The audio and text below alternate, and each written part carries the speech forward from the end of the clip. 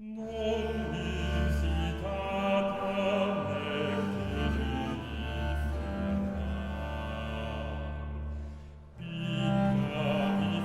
Je m'appelle Nathalie Devois, je suis professeure de littérature de la Renaissance à la Sorbonne Nouvelle et j'ai dirigé un programme de recherche sur la restitution d'Horace à la Renaissance dans ses différents aspects, édition et commentaires, imitation, traduction dans les grandes langues européennes.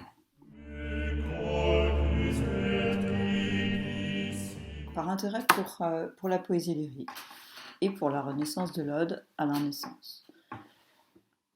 Ce qui m'a fait prendre conscience de l'importance du modèle des Carmina d'Horace pour les poètes de la Renaissance, et qui m'a amené aussi à envisager à quel point la poétique d'Aristote jouait un rôle un peu trop écrasant dans la théorie poétique depuis la dramaturgie du XVIIe siècle jusqu'à la narratologie contemporaine. C'est pourquoi je me suis efforcée, je me suis demandé dans quelle mesure le modèle d'Horace, parce qu'il est à la fois un poète et un théoricien, avait pu influencer de manière peut-être plus prégnante, en tout cas pendant toute la première partie du siècle jusqu'à la fin, euh, puisque la poétique n'est redécouverte qu'à partir des années 1560 en France, en vérité. Donc, dans quelle mesure le modèle de poétique et théorique d'Horace avait pu jouer un rôle tout aussi important.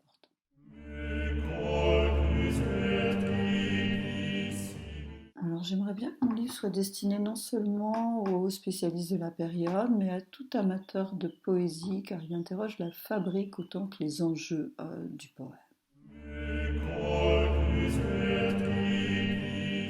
La première partie s'attache à montrer à quel point l'art poétique d'Horace propose donc non pas une théorie de la mimésis, de la représentation de l'action, de l'intrigue, mais bien une poétique du personnage. La seconde partie entre dans le laboratoire du poète et explore les modalités d'imitation et d'invention d'une langue spécifiquement poétique dans les différents aspects que les poètes de la Renaissance ont pu emprunter ou imiter chez Horace. Enfin, la troisième partie s'interroge plus spécifiquement sur la première personne qui est présente dans l'ensemble des œuvres d'Horace, aussi bien les odes que les épîtres, que les satires, que l'art poétique, dans sa double dimension de personnage singulière d'auteur et de témoin d'une expérience plus largement humaine du monde, des autres et de soi. Erasme, dans le Cicéronianus, témoigne de cette affinité de personne à personne dont procède à la fois la lecture et l'imitation-invention du poète latin à la Renaissance. Voilà ce qu'il dit dans le Cicéronianus. Adolescent, j'aimais passionnément les poètes, mais dès que je fus entré dans la familiarité d'Horace, par comparaison avec lui, tous les autres me devinrent étrangers, même si par ailleurs, en eux-mêmes, ils étaient admirables. Quelle en était la cause à ton avis, sinon une sorte d'affinité secrète?